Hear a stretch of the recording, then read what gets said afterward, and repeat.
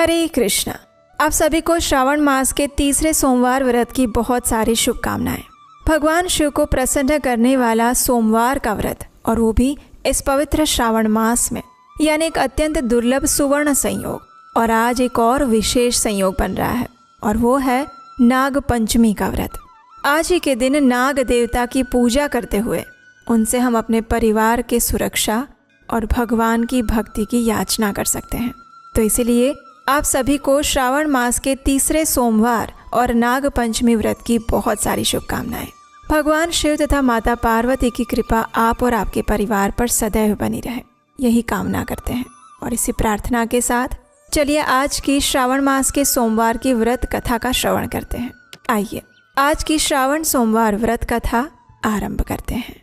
कैलाशवासी गिरिजा विलासी श्मशानवासी सुमनो निवासी काशी निवासी विजय प्रकाशी यो नादिकल्पेश्वर एवं सोसौ। जो कैलाश पर निवास करते हैं और भगवती गिरिजा के संग सदैव आनंद की अनुभूति करते हैं, जो श्मशानवासी होने पर भी भक्तों के मन और हृदय में निवास करते हैं, और काशी में रहने वाले तथा विजय प्रदान करने वाले हैं। वे अन्य और कोई नहीं अपितु भगवान आदि कल्पेश्वर हैं। श्रावण मास के सोमवार की कथा का वर्णन सूत गोस्वामी द्वारा किया गया था, और वो भी नैमिषारण्य में एकत्रित ऋषियों के समक्ष। और वो कथा इस प्रकार थी। प्राचीन समय में चित्रवर्मा नाम से प्रसिद्ध एक राजा हो गए। वे अत्यंत निष्ठावान, धर्मपरायण और शक्तिशाली राजा थे। वे अपने राज्य में कोई भी दुष्कर्म होने नहीं देते थे, और अगर ऐसा कोई दुष्ट व्यक्ति हो तब पर भी उसे अत्यंत कठोर दंड दिया जाता था, जिसे देखकर अन्य लोग भी दुष्कर्म करने से भयभीत हो जाते। और इसीलिए इस राजा को यमराज के समान माना जाता था। वे अपनी प्रजा की रक्षा करने में सक्षम थे, और ये राजा स्वयं भगवान शिव और भगवान नारायण के भक्त थे। अपने जीवन में राजा हर प्रकार से सुखी थे। उनके अत्यंत पराक्रमी और बलवान पुत्र थे, और अंत में एक सुंदर सुशील पुत्री भी थी, जिसका नाम सीमंतिनी था। अब राजा चित्रवर्मा की वो पुत्री बड़ी हो रही थी। एक दिन राजा ने ब्राह्मणों को बुलाकर उसकी जन्म कुंडली दिखाकर उसके भविष्य के बारे में पूछा। तो एक ने कहा कि महाराज, आपकी पुत्री बहुत ही भाग्यवान है। वो अपने जीवन को बहुत ही सुखमय रूप से पूर्ण करेगी और 10,000 वर्षों तक अपने स्वामी के साथ आनंद भोगेगी, और 8 पुत्रों को जन्म देकर उत्तम सुख का उपभोग करेगी। लेकिन वहीं दूसरे ब्राह्मण ने कहा, हे राजन, ये कन्या 14 वर्ष में विधवा हो जाएगी। ब्राह्मणों की ऐसी बात सुनकर राजा कुछ क्षण के लिए दुविधा में पड़ गए और अपनी पुत्री के लिए चिंता में डूब गए। तत्पश्चात उन्होंने सब कुछ अपने भाग्य पर छोड़कर ब्राह्मणों को विदा कर दिया। सीमंतिनी अब धीरे धीरे बड़ी हो रही थी, समझदार हो रही थी। अब ब्राह्मण की कही हुई बात ने चर्चा का स्वरूप ले लिया। उसकी सखियां भी ये बात की चर्चा करने लगी कि वो छोटी उम्र में ही विधवा हो जाएगी। और इस बात से परेशान सीमंतिनी एक दिन याज्ञवल्क्य मुनि की पत्नी मैत्रेयी के पास गई। माता मैत्रेयी अत्यंत धार्मिक और भगवान शिव की भक्त थी। अब सीमंतिनी ने उनके पास जाकर बड़े ही आदर से उनका प्रणाम किया और उनसे कहा, हे माता, मैं आपके चरणों में आई हूँ। आप मुझे मार्ग दिखाइए, मुझे सौभाग्य बढ़ाने वाले सत्कर्म का उपदेश दीजिए। इस प्रकार अपने शरण में आई हुई राजकन्या से उस पतिव्रता मैत्रेयी ने कहा, हे पुत्री, तुम्हारे सौभाग्य के सूरज को उदय करने के लिए तुम्हें भगवान शिव और माता पार्वती की आराधना करनी चाहिए। पूर्ण श्रद्धा और नियम पूर्वक सोमवार का व्रत रखना चाहिए। इस दिन प्रातः काल में स्नान इत्यादि करके शुद्ध वस्त्र धारण करके भगवान शिव और माता पार्वती की पूजा करके उपवास का पालन करना चाहिए, और उन्हीं से अपने सौभाग्य के लिए प्रार्थना करनी चाहिए। ऐसा करने से तुम्हारे जीवन के सभी कष्ट दूर हो जाएंगे। तुम्हारे जीवन में सौभाग्य का सूरज उदय होगा। और हाँ, ऐसी भी कठोर स्थिति उत्पन्न हो सकती है जब भगवान तुम्हारी परीक्षा ले, लेकिन उस समय में भी तुम भगवान शिव की पूजा, भक्ति और उनके इस सोमवार के व्रत को कभी मत छोड़ना। इतना कहकर माता मैत्रेयी अपने आश्रम में चली गई, और सीमंतिनी उनके कथन अनुसार भगवान शिव का पूजन करने लगी। उसने सोमवार का व्रत अब आरंभ कर दिया था। प्रत्येक सोमवार के दिन पूर्ण श्रद्धा और भक्ति भाव से वो भगवान शिव और माता पार्वती की आराधना करती। और अब वो पुत्री बड़ी हो रही थी, विवाह योग्य होने लगी थी। इसलिए राजा चित्रवर्मा ने अपनी पुत्री के लिए सुयोग्य वर की खोज करना आरंभ कर दिया। उस समय एक समृद्ध निषेध देश था जिसमें नल और दमयंती के इंद्रसेन नामक पुत्र थे और राजा इंद्रसेन के पुत्र चंद्रगद हुए। वे भी विवाह के योग्य हो चुके थे। उनका प्रस्ताव चित्रवर्मा की पुत्री के लिए आया तो उन्होंने अपने गुरु की आज्ञा से अपनी पुत्री का विवाह चंद्रगद के साथ सुमंगल रूप से निश्चित करवा दिया। विवाह के बाद कुछ समय तक राजा चित्रवर्मा की पुत्री और उनके दामाद उनके साथ रहे। अब एक दिन चंद्रगद अपने मित्रों के साथ यमुना तट पर विहार करने के लिए गया हुआ था और अचानक से यमुना की लहरें तेज हो गई। इस तूफानी लहरों में उनकी नाव डूबने लगी। नदी के दोनों तटों पर भारी हाहाकार मच गया। सभी ने उस नाव में बैठे हुए राजकुमार और उनके मित्रों को बचाने के अनेक प्रयास किए, लेकिन जो भाग्य में लिखा है उसे कौन टाल सकता है। और देखते ही देखते यमुना नदी के उछलते पानी में ही ये नाव में बैठे हुए सभी लोग डूब गए। और इस दुर्घटना को देखकर चारों ओर शोक का वातावरण फैल गया। उनके विलाप से आकाश मंडल गूंज उठा। ये समाचार सुनकर राजा चित्रवर्मा और उनकी पुत्री के सिर पर तो मानो आसमान टूट पड़ा। जैसे तैसे दौड़ते हुए राजा चित्रवर्मा यमुना किनारे आए और वहीं पर मूर्छित होकर भूमि पर गिर गए। राजकुमार के पिता की हालत भी कुछ ऐसी ही थी। दोनों परिवार पर दुखों का पहाड़ टूट पड़ा था। चारों ओर सभी दुख के सागर में डूब गए, लेकिन भाग्य का लिखा कौन मिटा सकता है। और यही समझते हुए नगर के वयोवृद्ध लोगों ने राजा चित्रवर्मा को वापस नगर में आने के लिए कहा। राजा चित्रवर्मा ने भी अपनी पुत्री को धीरज बंधाई और उसे समझाया। और फिर राजा चित्रवर्मा ने अपने परिवार के सदस्य और बंधु बांधवों के साथ मिलकर अपने दामाद की अंतिम क्रिया पूर्ण करवाई। पतिव्रता सीमंतिनी ने अपने पति के पीछे सती होने का विचार किया, लेकिन उसके पिता ने स्नेहवश उसे रोक लिया। अब सीमंतिनी वैधव्य का जीवन व्यतीत करने लगी थी। अपने पति की मृत्यु के बाद भी मुनि पत्नी मैत्रेयी ने कहा था, उसी प्रकार वो शुभ सोमवार का व्रत चालू रखती है। इस प्रकार 14 वर्ष की आयु में ही वह विधवा का जीवन बिताने लगी। इतने दुख होने पर भी उसने भगवान शिव की आराधना नहीं छोड़ी और इसी प्रकार भगवान शिव की आराधना करते करते उसे 3 वर्ष बीत गए। दूसरी ओर पुत्र शोक में डूबे हुए राजा इंद्रसेन को अपने ही भाई ने धोखा दे दिया और बलपूर्वक उसका राज्य छीन लिया। उन्हें पत्नी सहित पकड़कर कारावास में डाल दिया और सबके मन में यही था कि इंद्रसेन का पुत्र चंद्रगद यमुना में डूबकर मर चुका है। लेकिन वास्तविकता कुछ और थी।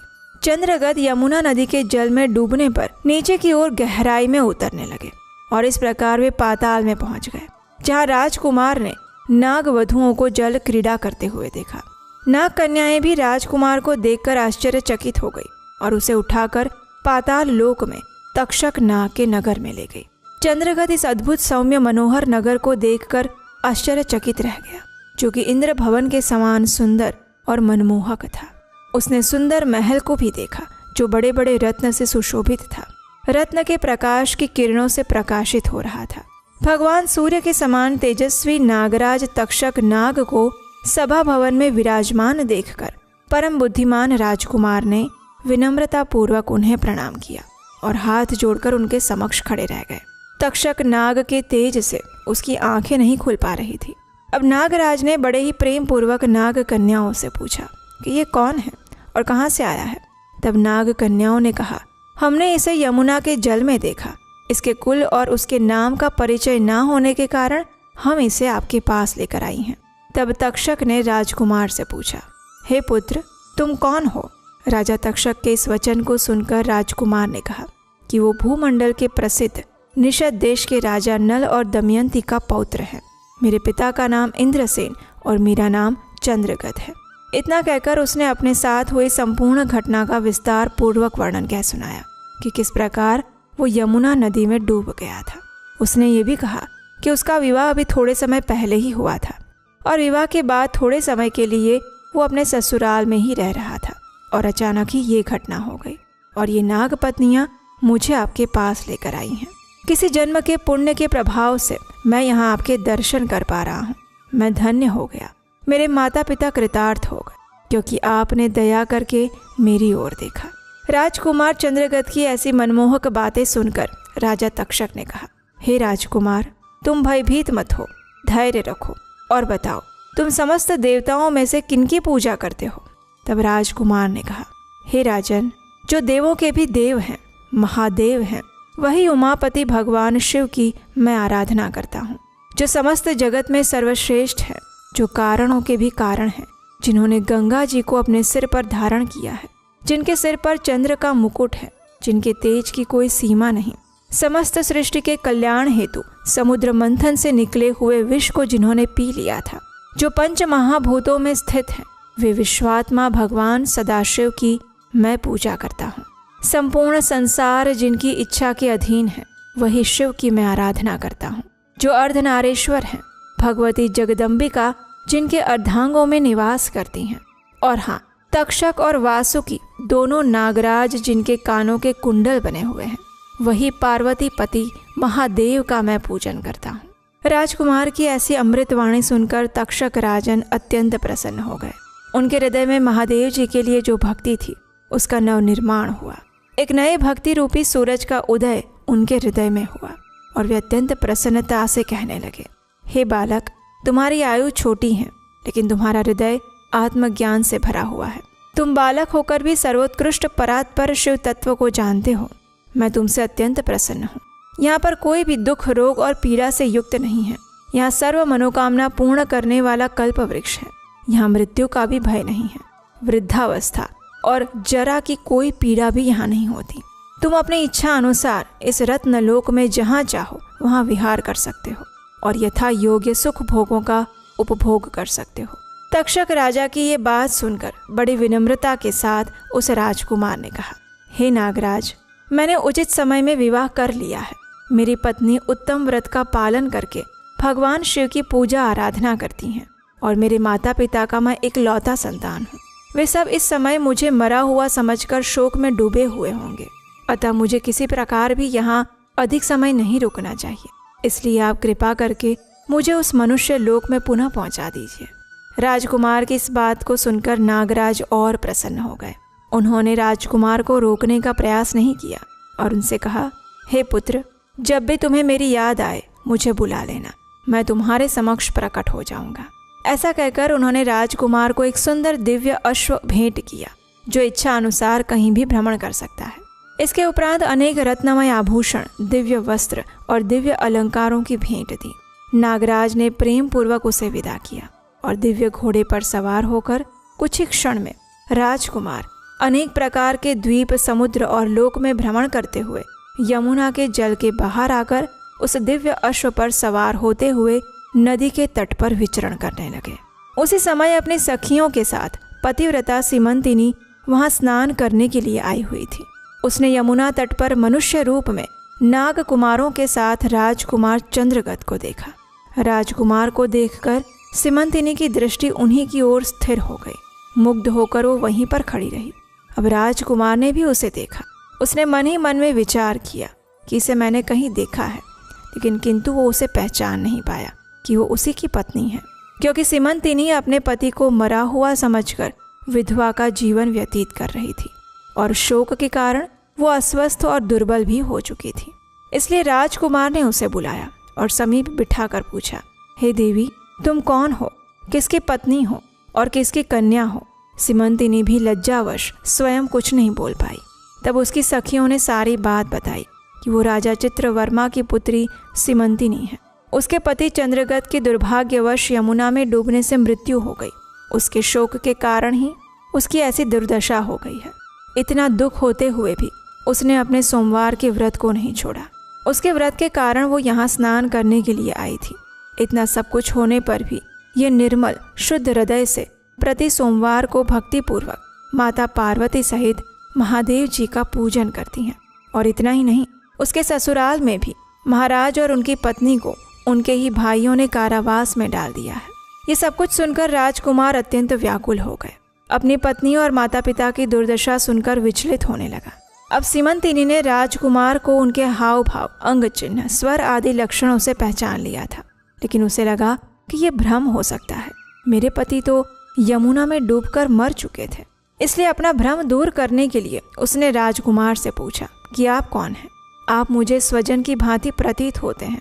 इतना कहकर राजकुमारी की आंखों में आंसुओं की धारा बहने लगी। वह फूट फूट कर रोने लगी और मूर्छित होकर पृथ्वी पर गिर पड़ी। अपनी पत्नी को शोक में डूबे हुए देखकर राजकुमार भी शोक में व्याकुल हो गए। थोड़ी देर चुपचाप वहीं बैठे रहे और फिर अपनी पत्नी को निहारते रहे। कुछ समय बाद राजकुमारी को चेतना वापस आई और मन ही मन सोचने लगी कि ये कैसे हो सकता है। अवश्य ही यही मेरे पति हैं, क्योंकि मेरा हृदय प्रेम से अधीर होकर इन्हीं में अनुरक्त हुआ है। लेकिन क्या मुझे अभागिन को मेरे पति वापस मिल सकते हैं? कहीं ये मेरा भ्रम तो नहीं है? या फिर उन मुनि पत्नी मैत्रेयी ने जो मुझे कहा था, कोई भी परिस्थिति हो सोमवार के व्रत का पालन करना, ये उसका तो फल नहीं है? एक श्रेष्ठ ब्राह्मण ने मेरा 10,000 वर्षों का सौभाग्य बताया था, कहीं उसका वचन अवश्य सत्य तो नहीं होने वाला? ये तो अब ईश्वर ही जाने। और वैसे भी माता पार्वती के पति भोलेनाथ प्रसन्न होने पर देहधारियों के लिए कौन सी वस्तु दुर्लभ रह सकती है? इस प्रकार अनेक विचार करते हुए सीमंतिनी ने अपने पति को पहचान लिया था। अब राजकुमार ने अपनी पत्नी सीमंतिनी को आश्वासन देते हुए कहा, हे भद्रे, मैं सभी को ये समाचार बताने के लिए जा रहा हूँ और मेरे माता पिता का राज्य भी वापस लेकर तुम्हें लेने के लिए शीघ्र ही आऊँगा। इतना कहकर राजकुमार घोड़े पर सवार होकर नाग कुमारों के साथ अपने नगर की ओर चल पड़े। वहां जाकर नाग कुमारों की सहायता से राजकुमार ने अपना राज्य वापस प्राप्त किया, अपने माता पिता को कारावास से मुक्त करवाया और अपने पुत्र को जीवित देखकर राजा इंद्रसेन आनंद में डूब गए। राजकुमार को उन्होंने हृदय से लगा लिया। अश्रु वर्षा करते हुए चंद्रगद ने भी माता पिता के चरणों में प्रणाम किया और राजकुमार को जीवित देखकर सभी लोग अत्यंत प्रसन्न हो गए। राजकुमार ने माता पिता को और सभी को सारा वृत्तांत कह सुनाया।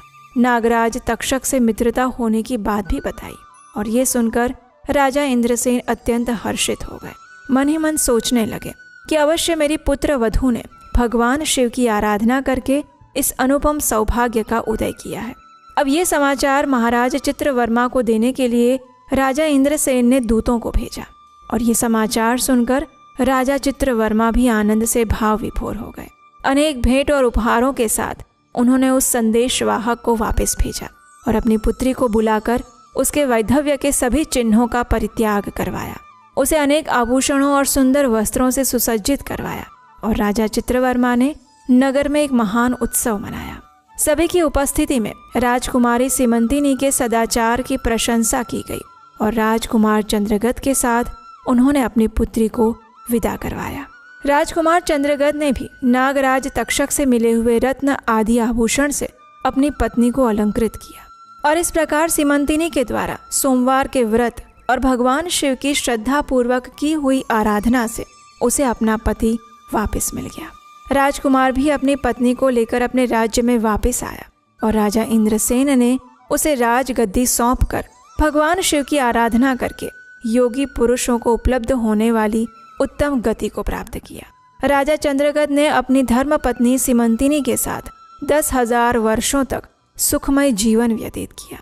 8 पुत्रों और एक कन्या को जन्म दिया। सीमंतिनी भी प्रतिदिन भगवान महेश्वर की पूजा करती हुई अपने स्वामी के साथ सुखपूर्वक रहने लगी और अपने सोमवार के व्रत के प्रभाव से अपने खोए हुए सौभाग्य को पुनः प्राप्त करती हैं। तो ये थी स्कंद पुराण से ली गई आज की श्रावण मास के सोमवार की प्राचीन कथा। हमें आशा है कि आज के इस श्रावण मास के सोमवार की व्रत कथा का श्रवण करके आपका श्रावण सोमवार व्रत अवश्य सफल होगा। लेकिन इस कथा के अंदर क्या आपने एक बात सुनी? राजकुमार चंद्रगद अत्यंत छोटी आयु के थे, लेकिन फिर भी वे नागराज तक्षक के सामने जाकर भगवान शिव की भक्ति और उनकी महिमा का गुणगान करते हैं। वे अपने चरित्र, अपने ज्ञान और बुद्धि द्वारा राजा तक्षक को प्रसन्न कर लेते हैं और वो भी इतनी छोटी आयु में। यह आखिर कैसे संभव हो सकता है? तो इसका जवाब हमें मिलता है गर्भ विज्ञान के अंदर। यह हमारी संस्कृति की ऐसी अनमोल धरोहर है जिसके बारे में बहुत कम लोग बात करते हैं। और इसका अर्थ है जब कोई भी संतान अपनी माता के गर्भ में आती है उस समय और उसके गर्भ में आने से पहले ही उस जीवात्मा का भविष्य, उसके चरित्र, उसके गुण उसके मूल्यों का निर्माण किया जा सकता है और उसी को गर्भ विज्ञान कहते हैं। और ये गर्भ विज्ञान विशेषकर गर्भवती महिलाओं के लिए और जो महिलाएं आने वाले समय में गर्भावस्था धारण करने वाली हैं उनके लिए समझना अत्यंत महत्वपूर्ण है। अगर आप ये करते हैं तो आपकी आने वाली संतान दिव्य गुणों से युक्त होती हैं। तो अगर आप इस विषय में और जानना चाहते हैं तो नीचे डिस्क्रिप्शन बॉक्स में एक लिंक दिया गया है जहाँ पर मैं आपके लिए एक स्पेशल वर्कशॉप करने जा रही हूँ। और इस वर्कशॉप के अंदर मैं गर्भ विज्ञान के वो सारे रहस्य आपके साथ साझा करूंगी जिसके माध्यम से आप भी राजकुमार चंद्रगत की तरह एक दिव्य संतान को जन्म दे सकती हैं। उसका लिंक नीचे डिस्क्रिप्शन बॉक्स में दिया गया है, वहां पर जाकर इस वेबिनार के लिए रजिस्टर कर सकते हैं। और अगर आज का ये वीडियो अच्छा लगा है तो आज के इस श्रावण मास के सोमवार की व्रत कथा वाले वीडियो को लाइक अवश्य कीजिएगा और उसे कम से कम 5 लोगों को शेयर कर दीजिए, क्योंकि श्रावण मास के सोमवार की कथा का सिर्फ श्रवण करने से भी मनुष्य को अनेक पुण्य फलों की प्राप्ति होती है। तो आज का ये सुंदर दुर्लभ अवसर है, उसे गंवाइए मत। और अभी इस वीडियो को अपने व्हाट्सएप में, फेसबुक में, इंस्टाग्राम में शेयर कर दीजिए। और हाँ, अगर पहली बार इस चैनल पर आए हैं तो आपके अपने चैनल उपदेशाष्टकम को सब्सक्राइब करके ही जाइएगा, क्योंकि इसी चैनल पर हम आपको देते हैं वैदिक शास्त्रों, पुराणों और ग्रंथों से ली गई सिर्फ और सिर्फ प्रमाणभूत जानकारी और व्रत कथाएं बिना किसी मिलावट के। इसी के साथ आज के इस कथा को यहीं पर विराम देते हैं। आप सबको फिर एक बार श्रावण मास के सोमवार की बहुत सारी शुभकामनाएं। हरे कृष्ण।